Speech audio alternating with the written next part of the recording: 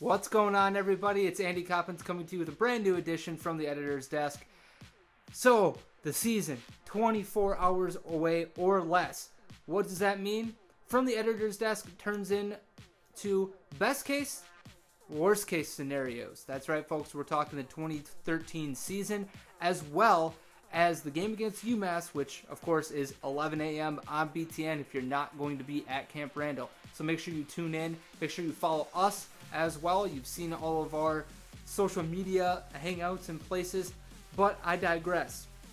So, best case scenarios, worst case scenarios.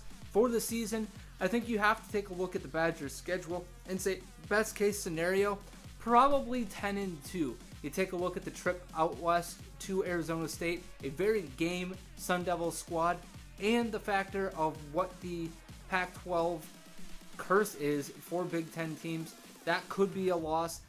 And you also have to take a look at the fact that Ohio State's at home and they take on a very game Northwestern the following game, which has a bye in between the two.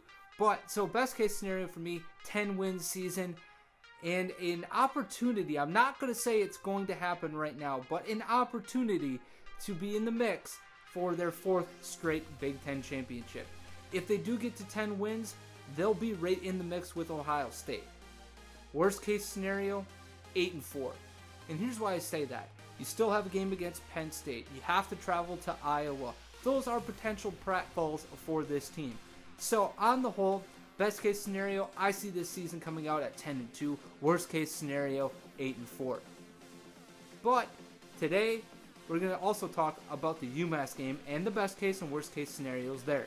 Best case scenario, you gotta say that is an absolute trouncing. You can see my prediction up there. I think you see James White, Melvin Gordon going for over 100 yards, Corey Clement getting into the mix at running back, and more importantly, we see either Jordan Frederick, Kenzel Dole, Alex Erickson, and maybe even possibly Tanner McAvoy become secondary targets and viable secondary targets. I think we see some answers there. We also see the defense just dominate. That's the best case scenario. Worst case scenario for me, Chris Borland gets injured, Joel Stave gets injured, some major injury happens to this team, and going forward, they struggle without them.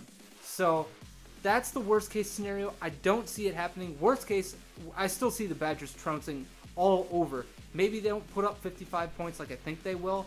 Maybe they end up putting 35 points on the board. That's a pretty decent worst case scenario. But hey, I'm Andy Coppins, and what do I know? These are just my views from the editor's desk.